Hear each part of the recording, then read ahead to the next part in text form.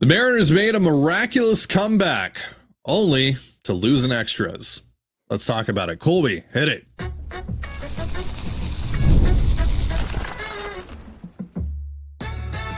You are Locked On Mariners, your daily Seattle Mariners podcast. Part of the Locked On Podcast Network, your team every day.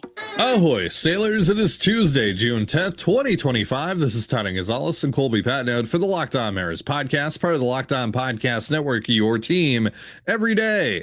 This episode is brought to you by Monarch Money. Take control of your finances with Monarch Money. Use the promo code Locked On MLB. That's LOCKEDON MLB at monarchmoney.com for 50% off your first year. And as always, if you want to hear from me and Colby even more and help support the show, you can check out our Patreon. All you have to do to check that out is click the link in the description of this episode. So we're going to talk about what happened last night, unfortunately. We'll also discuss Bryce Miller landing back on the injured list. Things are not going great right now in Mariners land, but we're going to talk through it together, as we always do here on Locked On M. So let's start here. It was 4-0 Diamondbacks. Mariners were down to their final out of this game. Donovan Solano with an RBI, Cole Young with an RBI, and then a 2-run home run from Dominic Canzone, 450-foot bomb with a sick bat flip to knot things up at 4 apiece. JP Crawford was able to get on base after that. Julio was able to get on base after that. Cal Raleigh with basically a swinging bunt ends that threat to potentially take the lead there in the 9th inning. It's a pretty rough night for Cal, which we haven't really said at all this year, but you know, it's bound to happen. For it, but yep. But as soon as I saw Canzone hit that home run, I literally texted you this, Colby. I knew they were going to lose because they always lose whenever they get some sicko unhinged home run like this from, you know, an unexpected source, right? I think about Mike Ford in Baltimore, Jake Lamb on Ichiro weekend, Colton Wong in Minnesota a couple of years ago, Dominic Canzone against the Orioles a couple of years ago with another sick bat flip. The list goes on and on and on. The only example I can think of where the Mariners actually paid off one of those kinds of home runs late in the game with a win was when Cade Marlowe hit that grand slam in Anaheim. But that's all I have for you on that front. For the most part, the Mariners just blow these kinds of home runs time and time again. I guess my question to you is, would you have preferred that they just got shut out last night instead of letting this thing linger? Like, if you knew they were going to lose either way, right, would you have preferred to just save the 20 or 30 minutes of extra baseball we got to watch? I don't know. I will say this: there are no moral victories in professional sports. So the fact that you were able to get a 4-0 game into extras when you were down to your last strike, that's not anything. That doesn't mean anything. Like, you lost. At the end of the day, you lost, and you were pretty much lifeless for what ended up being 10 of the 11 innings of that game, where you just couldn't get anything going off of Merrill Kelly. Like, it literally took the star closer of the Diamondbacks leaving the game with an injury to even give you a shot to show any kind of offensive prowess whatsoever. And it only lasted for 5 hitters. So happened to line up really well for him. And then it happened to line up really well for a couple of Geno walk-offs. And I was sure that that's what was going to happen. It was almost like the perfect revenge game for everybody. Like, Vargas pitched pretty well in his first inning. And you know, Canzone had the big home run to tie it, and it's like, oh well, here comes Geno to counterpunch, and no, none of that happened, and it's frustrating. It's annoying that this team can't play well for more than, you know, 1 inning a game, and you pretty much have to make that 1 inning count for everything. And then, you know, you get somehow, some way, Dan Wilson's going to find a way to negatively impact his team's chances of winning, and he did that again last night. So yeah, I don't know. Last night's game had a little bit of everything, including something we've become all too accustomed to right now. That is a Mariners loss. that was primarily laid at the feet of the offense and the bullpen.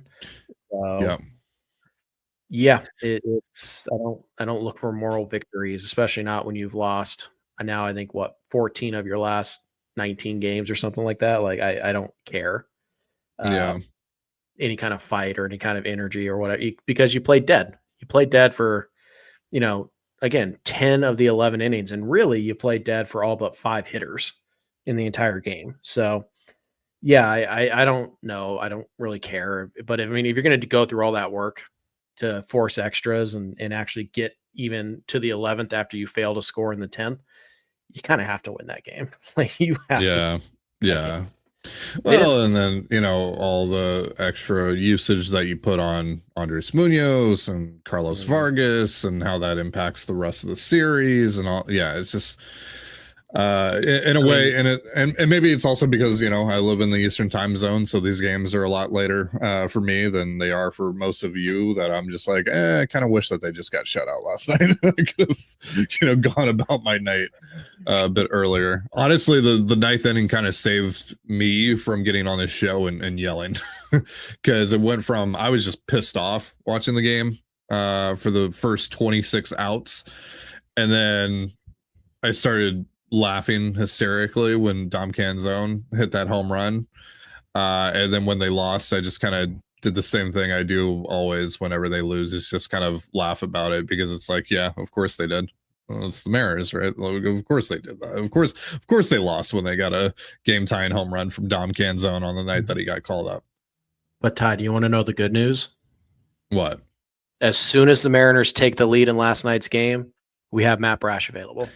That's right. We will talk about that in just a moment. But first, a reminder, this episode of the Locked On Mariners podcast is brought to you by Supply House. Get the supplies you need from the site made for the skilled trades, Supply House. Whether you're in plumbing, HVAC, or electrical work, Supply House is a reliable way to order products online. Their easy-to-use website is packed with helpful resources and the latest product info to help you get the job done right. Plus, with a complete inventory of over 200,000 parts from 400 plus top brands, you'll find exactly what you need delivered fast from coast to coast.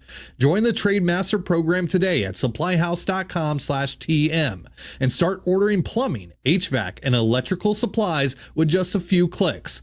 Plus, use promo code SH5 for 5% off your first order. That's supplyhouse.com. And you're listening to the Locked On Mariners podcast. For instant reactions following every Mariners game, be sure to tune in to the Mariners postcast with Anderson Hurst and Christopher Crawford, available on both the Locked On Mariners YouTube and podcast feeds. Do we know what the Mariners record is since the Mariners postcast started? I just thought about that. I know it's not good. Yeah. Chris. Clearly it's their fault, and you guys should let them know about that. You should also let us know in the comments below, because I'm too lazy to do it. Maybe one of you have the time to do it, to figure out what the record actually is, what the Mariners record actually is since the start of the Mariners postcast. So, hey, before we get back into talking about last night's game, and more specifically, before I give Colby the floor to drag Dan Wilson mercilessly, let's talk about Feeding America. Feeding America is a pretty great cause. Is that right, Colby? It's as great as Dan Wilson is bad at managing a bullpen. That's pretty great. It's pretty great. If the Mariners aren't going to feed our soul, and at the very least, we should feed some people who are actually hungry. That's right. Boom. Segue. That's right. That's right. Yeah. So we're raising money. We're partnering with Feeding America to raise money to help feed Americans in our country. Sadly, 1 in 5 children is food insecure. They do not know where their next meal is going to come from or when they're going to have it. Over 50 million people in this country face food insecurity as well. So Feeding America partners with wholesalers and farmers and the like to buy food at a great discount. And because of that, they are able to turn every dollar they raise into 10 meals for those facing food insecurity. Now we're hitting the summer months. Food is getting more expensive. Kids are out of school, so a lot of children are losing access to their one meal that they might get during the year. So it's more important than ever right now to support the cause and help put food, give food to people who desperately need it. We're all human. We all deserve food, and we all deserve to be nourished more than the Mariners are giving us right now, but tangibly nourished. And that's why we're partnering with Feeding America. It's great bang for your buck. Like I said, it's 10 meals for every dollar that we raise. It doesn't get any better than that. And right now, I think we're at about, what is 4,300? We are at $4,361 raised. Yeah. But donations are slowing down faster than the Mariners run game. So I don't know. Maybe you guys just don't care. I don't know. But anyways, in all seriousness, we've already passed our goal that we set up at the beginning of this thing. So we're running it through the All-Star break. So again, there will be a link down in the description. Donate if you can, please. All the money goes straight to Feeding America. If you want to donate, or you already have, or you just can't afford to right now, that's totally fine. Ty and I are also donating 10 cents for every new subscriber that we get over the course of our fundraiser. I think we're up over 100 subscribers now. I think we're close. We're close to there. Right. We started this at 13,559, and I think we're at 13,647 last time I checked. 652. Right. So we've added 95. So 95 meals. You just click that subscribe button. 93 meals. I'm bad at math. Yeah. Click the subscribe button and you're donating a meal to somebody who needs it.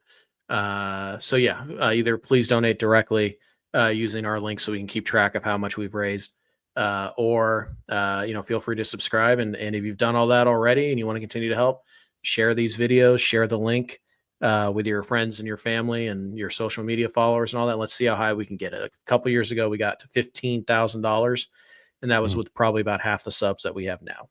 So, I mean, I'm not saying it's a competition, but if it is, you got some work to do.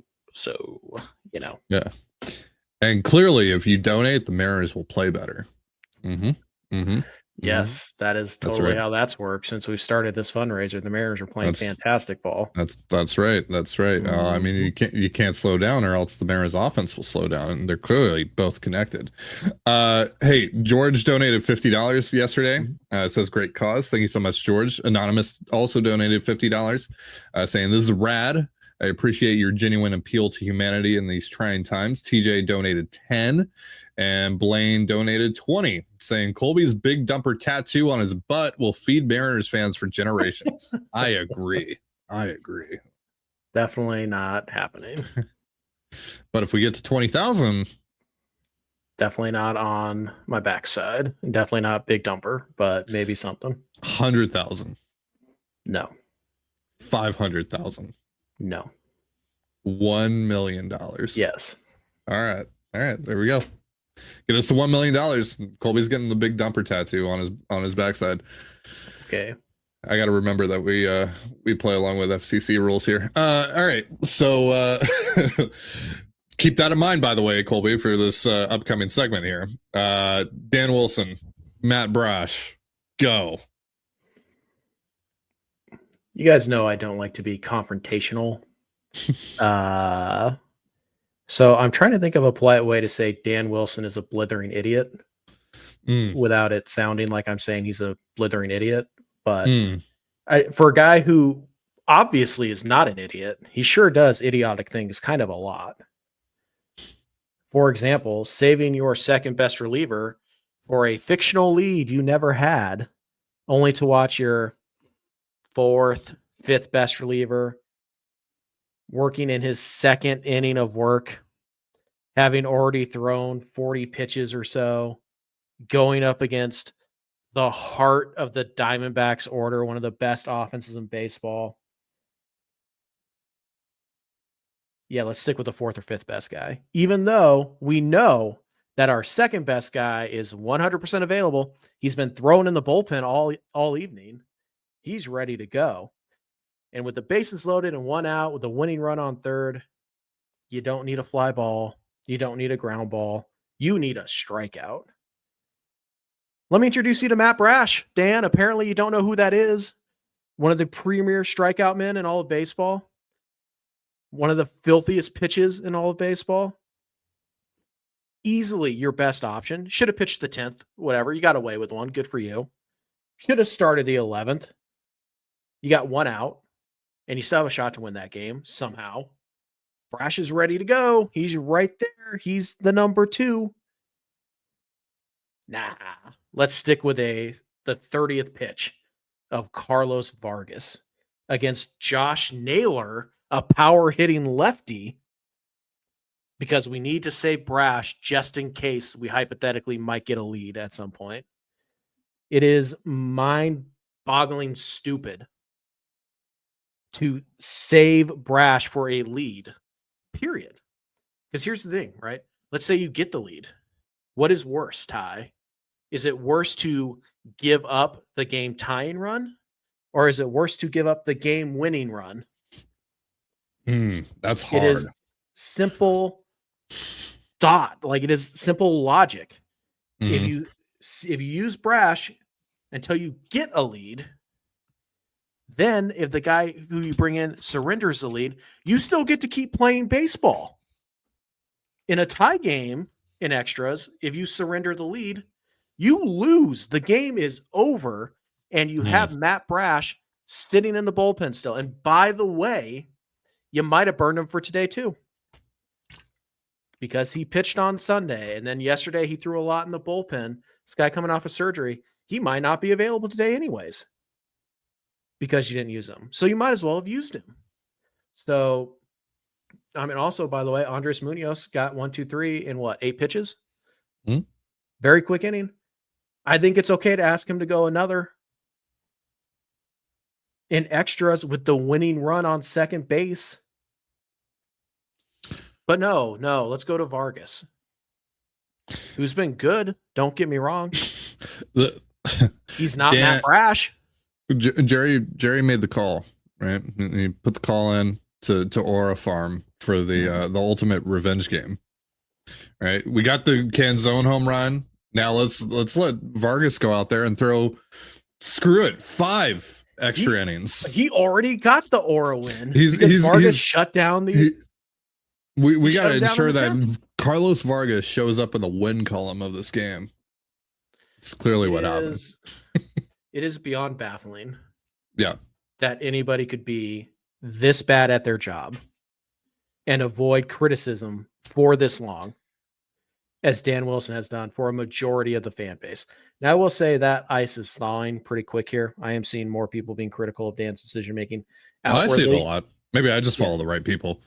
Outwardly, I see it a lot. And the number of times we've gotten the comments of like, you should apologize to Dan Wilson. That's gone down quite a bit over the last month, hasn't it? Huh. Yeah. I wonder why. Process is the only thing that matters for a manager because it is the only thing they can control. They cannot control the outcome. They can't. Nope. So all you can control is that you put your best players in the best position to help you best win a baseball game. And Dan Wilson last night had one of his best players available, the absolute correct spot to use him in, and instead went to a lesser player. Why? For stupid reasons. To save somebody for when you have the lead that you might not ever have. It's beyond idiotic. And frankly, I'm tired of it. And again, if your great shield from criticism is that you're a great, clubhouse guy and you're a culture guy and you're a communication guy and the players respect you, and that lets you off the hook for being a moron when it comes to managing your bullpen and when it comes to writing a lineup and all that stuff. You can't play like the Mariners have played for the last month and be above criticism because the Mariners come out and play lifeless. They're gutless. Things go wrong, they shut down. And aside from a 5-hitter stretch last night, that's exactly what happened again. So you can't manage the bullpen. You can't write the lineup correctly. And your boys have come out flat for about a month straight now with no energy, no life. They're not punching back. Things go wrong. They tend to implode. And that's how they get blown out by bad teams. The first sign of trouble. They get swept by bad teams at home. These are all things that point to some kind of problem in the culture, the clubhouse, whatever, right? There's something wrong there. Is all of that on Dan? No. To be fair, no, it's not. But also, to be fair, if you're going to make bad decisions in game, then what happens off the field matters that much more. You have to be great at that. And for years, Scott was really great at that. But I do want to point this out because I know people are screaming it. We cannot talk about the failure of Dan Wilson without talking about the failure of John Stanton, Chris Larson, Jerry Dipoto, Justin Hollander, because this team also has a talent issue. And acquiring that talent is Jerry and Justin's job, and giving the resources necessary to acquire enough talent to hide some of the warts of a first-year manager and of a incomplete ball club. That is the job of Chris Larson and John Stanton and the ownership group. So, yes, there's a talent problem here as well. But when there's a talent problem, the in-field or on-field management becomes that much more important, because you can't afford to make silly mistakes like Dan did last night. And, honestly, it's not even a mistake because he does it over and over again. This is a choice he's making repeatedly, and it bites him in the butt every single time, and he keeps on making it. Yeah, in fairness to Dan. Insanity. Yeah, exactly. In fairness to Dan, it's been a very tough year for Dan to manage. This is a very difficult ball club for really anyone to manage, with all the injuries and the lack of talent that was generally there already. This still ultimately this team's failures ultimately lead back to ownership and the front office. Yep. And I'll just leave it on this note before we go to the next segment. I said this last year, say it again. Unfortunately, this team looks like a team that gets people fired. Yep. That's the point that we're at right now. So do with that what you will. All right. Bryce Miller has landed back on the IL. We'll talk about that in just a moment. But first, a reminder, this episode of the Locked On Mariners podcast is brought to you by Monarch Money. Ever check your bank account and wonder, where did all my money go? Between dining out, online shopping, and entertainment, it's easy to lose track. That's where Monarch Money comes in, your personal CFO giving you full visibility and control over your finances. Monarch Money isn't just a budgeting app. It's a complete financial command center. You can track all your accounts, investments, and spending in one place, so you stop just managing your money and start building wealth. Instead of juggling multiple apps, you can use Monarch to check your finances, track spending, and even plan long-term goals.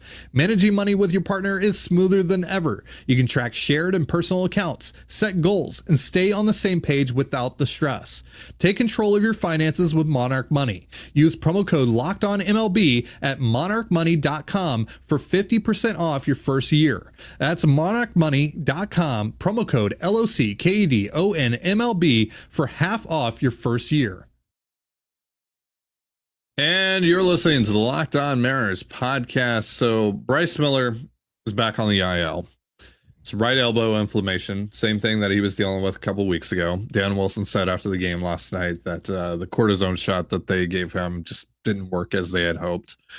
Logan Evans is back up with the club. We pretty much saw this coming because it got reported that he was there in Arizona on the taxi squad.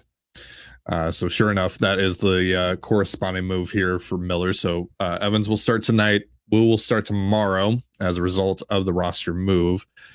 Yesterday on Mailbag Monday, we got asked if this is if it's time to pull the plug on Bryce Miller's season. And Colby, you and I were kind of pretty much both in agreement that, give him another start or two and then reassess the situation. Well, he's on the IL now, so I guess I'll re-ask you that question. Should they pull the plug on Bryce Miller's season at this point? Yeah. It's hard not to say yes, because again, they tried the cortisone shot and it only, statistically it didn't really help at all, but it only lasted 2 starts before you were willing to pull the plug on that. And so what it seems like you need now is, like, the next logical step would be, okay, well, he needs more than the minimum stay on the IL. He needs a couple months. Well, but the bodies are still going to be floating around in the elbow in a couple months. Like, they're not going to reattach themselves or whatever. They're not going to disappear. You need surgery to get rid of them. So I don't know what rest is really going to do for Miller. So they've tried the cortisone shot, which is supposed to help manage the discomfort. Maybe it did, but the results weren't any better. And again, the bodies, the bone spurs, whatever they are, they're still floating around in there. They're not going away. There's nothing you can do about that until you take them out. And Bryce has mentioned that the surgery would knock him out for the season. I don't know for sure if that's the case, because I'm not a doctor. I know, surprising. I would assume though that he is just reiterating what he's been told. Yeah. Right. And so to me, the only reason I see for them not to just get the surgery now and kind of get it over with is if they think that he could help them out of the bullpen at some point after this IL stint. And could he? I mean, yeah, he might be able to. We've seen him in 1-2 inning stretches go 97 with a wicked curveball and splitter. Like, the first inning of his starts have been pretty good in terms of stuff. So if you only need him to do that, but is it worth doing that so that he can give you maybe 18 to 20 innings down the stretch out of the bullpen? I don't know. No. It's interesting that they just put him on the IL right now. They haven't said he'll have surgery or anything like that. Usually that would be a determination. So it seems to me like they're still trying to not get the surgery. They want to give something else a shot. And I suppose if you're going to be knocked out for the season, if you have the surgery next week, you'll be out for the season. You don't lose much by waiting a month or 6 weeks, because I mean, you're just a month or 6 weeks further out from recovery, and a month to 6 weeks out from November is still January. Yeah. Still the middle of the winter. So, but why delay the inevitable? Well, I mean, that's the thing, is that I think the only reason they would do that is if they really do think that he can help them at some point, even if it's not in the rotation. But again, that's for 15, 20 innings. Yeah, no. And I don't think that the current version of Miller, even with, again, we've seen him look pretty good in 1 to 2 inning spurts here and there over the course of the year. Right. I don't think that's super beneficial to you to ultimately delay the inevitable here. Plus, all right, if this surgery, and this, what was it, 3 weeks ago that he said if he had the surgery, it would knock him out for the whole year. Right. So if that was the case 3 weeks ago, well, there's 111 days left between now and the first day after the final game of the season. And then from September 29th, which is the first day after the final game of the season, to February 14th, which is around the time that pitchers and catchers typically report, that's 138 days. Yeah. It's not much of a difference here. So again, like I said yesterday, get the surgery now, relatively soon, and don't run the risk that this might impact his ability to ramp up in time for 2026. Don't let this linger into 2026. They might be looking at that and being like, well, it's going to take about 110 days for him to be able to throw a baseball again or whatever, right? Yeah. So, well, there's 130 some odd days in the off season, and there's 170 some odd days between the last game and the first game of the next season. That's plenty of time to have the surgery and get back and all that. But again, he also said this 3 weeks ago when it was right. But I mean, what I'm saying is, but yeah.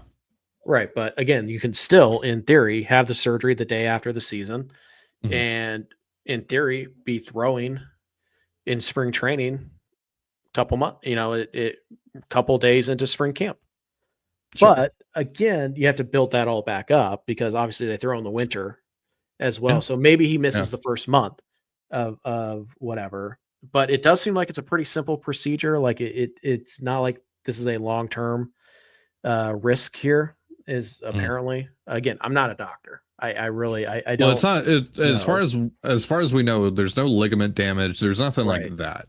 It's the bone spur or something is irritating the backside of the elbow, or it's the away good from side. Yeah. Hollander said that it's away from the ligaments and all the scary stuff. Yeah. But yeah, so it becomes about pain tolerance, and it becomes about effectiveness.